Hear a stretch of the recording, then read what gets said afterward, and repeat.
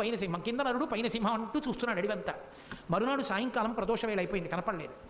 అక్కడ బ్రాహ్మణుడికి మాట ఇచ్చాను, తీసుకెళ్ళలేకపోయానని చెప్పి చెట్టు తీగలు తెచ్చి ఉరితాడు పోసుకుందామని చెట్టు కొమ్మకి ఉరి పోసుకుంటున్నాడు. నరసింహస్వామి వారు ఆవిర్భవించి వచ్చి దర్శనమిచ్చారు. ఓసి దిక్కుమాలిన మృగమా, ఇంతసేపటి నుంచి వెతుకుతున్నానా, బ్రాహ్మణుడికి చూపిస్తానని ఎక్కడ దాక్కున్నావే అని చేతిలో ఉన్న తీగలు తీసి నరసింహస్వామిని కట్టి ఈడ్చుకొచ్చాడు. ఈడ్చుకొచ్చి పద్మపాదాచార్యుల వారి దగ్గర నిల్చోబెట్టాడు. ఆయనకేం కనపడలేదు. ఏమిటి నరసింహస్వామి వచ్చారంటే ఏమిటన్నారు. రాకపోవడం ఏమిటి, నిన్న నుంచి వెతుకుతున్నాను నిద్రాహారం లేకుండా, ఇగో ఇప్పుడు దొరికింది, సాయంకాలం చచ్చిపోదామంటే అన్నారు.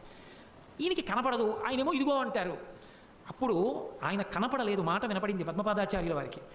కొన్ని కోట్ల జన్మలు తపస్సు చేస్తే ఎంత దృష్టి కేంద్రీకరణతో చెయ్యాలో అంత దృష్టి కేంద్రీకరణతో నిన్నటి నుంచి ఇవాళ సాయంకాలం వరకు కింద నరుడు పైన సింహం, కింద నరుడు పైన సింహం అంటూ వెతికాడు. అతని తపస్సుకి మెచ్చి ప్రత్యక్షమయ్యాను. నీకంత తపస్సు లేదు, కనపడను, కానీ నన్ను నీకోసం తీసుకొచ్చాడు కాబట్టి ఒక వరం ఇస్తున్నాను. సంతతము నీ వెంట ఉండి నీకు అవసరమైనప్పుడు